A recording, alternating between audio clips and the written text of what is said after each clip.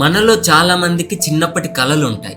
Engineering కావాలి, doctor కావాలి, police కావాలి.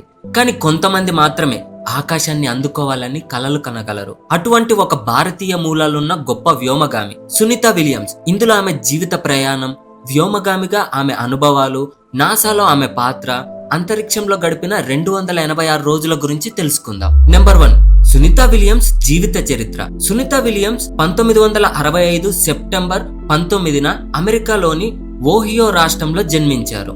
ఆమె తండ్రి దీపక్ పాండ్యా గుజరాతీ మూలాలున్న న్యూరాలజిస్ట్, తల్లి బోనీ పాండ్యా స్లోవేనియన్ మూలాలకు చెందిన మహిళ. చిన్నప్పటి నుంచి ఆమెకు సైనిక రంగం మీద ఆసక్తి.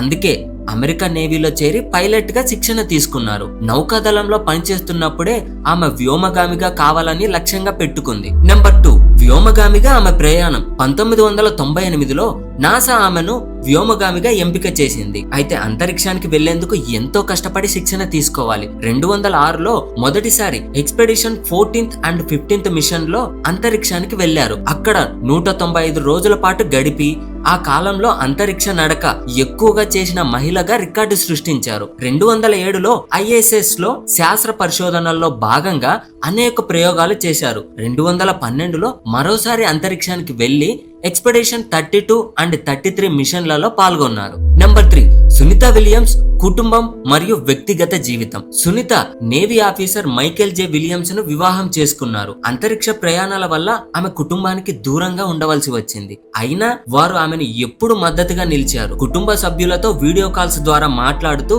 స్పేస్ స్టేషన్ లో ఉన్నప్పటికీ భూమిపై ఉన్న అనుభూతిని కలిగించుకునేది. నెంబర్ 4, చంద్రునిపై నడక, భవిష్యత్తు మిషన్లు. నాసా కొత్తగా చేస్తున్న ఆర్టెమిస్ మిషన్ లో సునీత విలియమ్స్ ఒక ప్రధాన వ్యక్తిగా ఉన్నారు. భవిష్యత్తులో చంద్రునిపై కాలు మోపే తొలి భారతీయ మూలాలున్న మహిళగా నిలుస్తారని భావిస్తున్నారు. నెంబర్ 5, 286 రోజుల విపరీతమైన అంతరిక్ష ప్రయాణం. సునీత విలియమ్స్ 286 రోజుల పాటు అంతరిక్షంలో గడిపారు. ఈ ప్రయాణంలో అనేక సవాళ్లను ఎదుర్కొన్నారు. వాటిలో నిద్రపోవడం కష్టంగా మారడం, భూమి గ్రావిటీ లేకపోవడం వల్ల శరీరంలో మార్పులు రావడం, ఎప్పుడు ఒకే ఆహారం తినవలసిన పరిస్థితి మరియు కుటుంబాన్ని చూడలేకపోవడం ఉన్నాయి. అయితే సునీత ధైర్యంగా అవన్నీ ఇబ్బందులను ఎదుర్కొని తన మిషన్ ను విజయవంతంగా పూర్తి చేసి భూమిపైకి తిరిగి వచ్చారు. నెంబర్ 6, భూమికి వచ్చిన తర్వాత ఆమె ఆరోగ్య పరిస్థితి. అంతరిక్షంలో ఎక్కువ కాలం గడిపిన వారికి భూమి మీద పునరాగమనం చేయడం చాలా కష్టమైన పని. బరువు లేని తనానికి అలవాటు పడిన కాళ్ళు తిరిగి భూమి మీద బరువును మోయడానికి సమయం తీసుకుంటాయి. రక్త ప్రసరణ వ్యవస్థ మారిపోవడంతో తలనొప్పులు, వాంతులు రావడం సహజం. ఎముకలు బలహీనపడడం వల్ల కొన్ని నెలల పాటు ఫిజియోథెరపీ అవసరం అవుతుంది. ఇప్పుడిప్పుడే ఆమె కోలుకుంటున్నారు. మరిన్ని రీసెర్చ్ మిషన్ల కోసం నాసాలో శిక్షణ కొనసాగిస్తున్నారు. నెంబర్ 7, స్పేస్ లో ఆమె అనుభవాలు.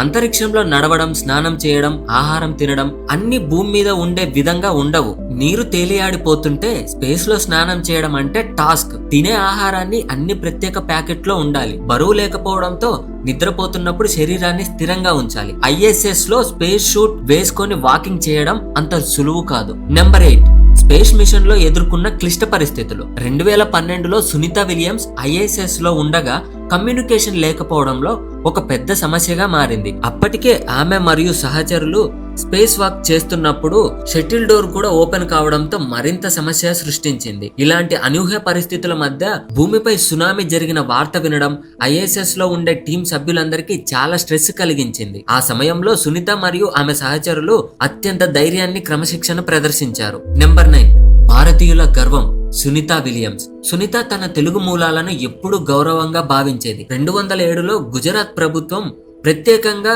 సన్మానం చేసింది. ఇస్రో శాస్త్రవేత్తలు కూడా ఆమెను గొప్పగా ప్రశంసించారు. భారతదేశంలోని పిల్లలకు ఆమె గొప్ప స్ఫూర్తి. ఆమె కృషి, పట్టుదల వారిని ప్రేరేపిస్తుంది. నెంబర్ 10, భవిష్యత్తులో ఆమె లక్ష్యాలు. స్పేస్ టూరిజం విభాగంలో కొత్త ప్రయోగాలు చేయాలని ఆమె ఆసక్తిగా ఉన్నారు. మహిళలు అంతరిక్ష ప్రయాణాల్లో ముందుకు రావడానికి మార్గదర్శకురాలుగా ఉండాలని భావిస్తున్నారు. చంద్రయాన్ మిషన్లకు మద్దతుగా భవిష్యత్తులో భారతదేశానికి సహకరించడానికి సిద్ధంగా ఉన్నారు. సునీత విలియమ్స్ కేవలం ఒక వ్యోమగామి కాదు, ఎంతో మంది యువతకు ప్రేరణ. ఆమె చూపించిన పట్టుదల, నాసా మరియు స్పేస్ స్టేషన్ లో చేసిన ప్రయోగాలు భవిష్యత్తులో కొత్త మార్గాలను అన్వేషించడానికి మార్గం చూపిస్తాయి.